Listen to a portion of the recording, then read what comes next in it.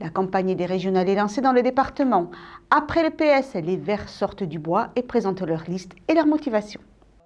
Pour le département des Landes, Europe Écologie Les Verts a constitué une liste qualifiée par sa chef de file de verte et ouverte, une liste sans alliance avec le PS et complémentaire avec le Limousin et le Poitou-Charentes. Depuis janvier dernier, nous avons anticipé justement ce changement de région. Donc depuis janvier dernier, nous travaillons étroitement avec la région Poitou-Charentes et Limousin et on a organisé de nombreuses réunions. Cet été, au mois de juillet, nous avons suivi un séminaire de 2 jours en Deux-Sèvres dans ce cadre-là.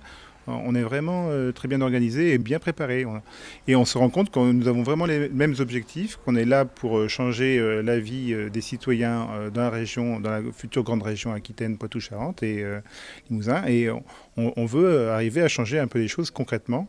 Et c'est ça l'importance qu'il y ait des élus écologistes au conseil régional. Des élus qui comptent bien peser dans les décisions politiques de la future grande région. Au niveau de la région, c'est un levier essentiel parce que c'est quand même eux qui vont gérer tout ce qui est subvention de la PAC, des différents financements fédères.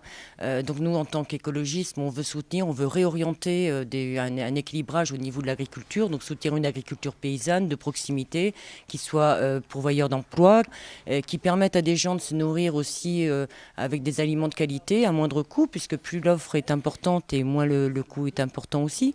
Et puis au niveau de la transition énergétique, je crois que c'est un élément essentiel parce qu'on peut voir la transition énergétique sous 2 axes, ou un axe libéral, ou un axe avec une cohérence écologique qui essaye d'avoir des produits qui viennent du plus près possible, donc soutenir l'économie locale, apporter de l'emploi, préserver la biodiversité, tout en apportant une autonomie énergétique des territoires.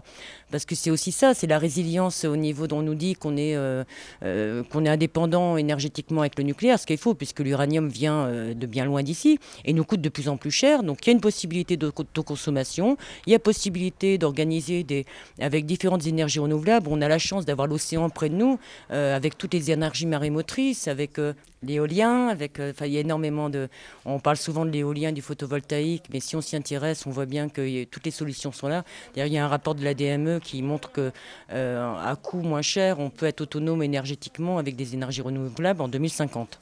Pour les Verts, tout l'enjeu est de faire passer le message qu'ils portent une politique globale et nécessaire. Moi, je crois que les autres partis politiques font des tartines avec l'écologie.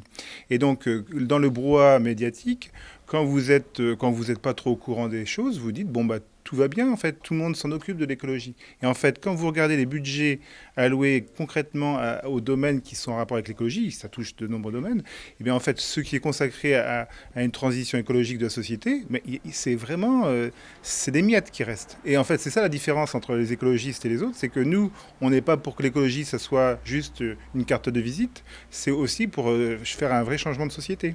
Pour cette campagne des régionales, les Verts ont mis à disposition une plateforme collaborative pour y découvrir leurs propositions, mais y faire aussi des contributions qui pourront être intégrées à leur programme.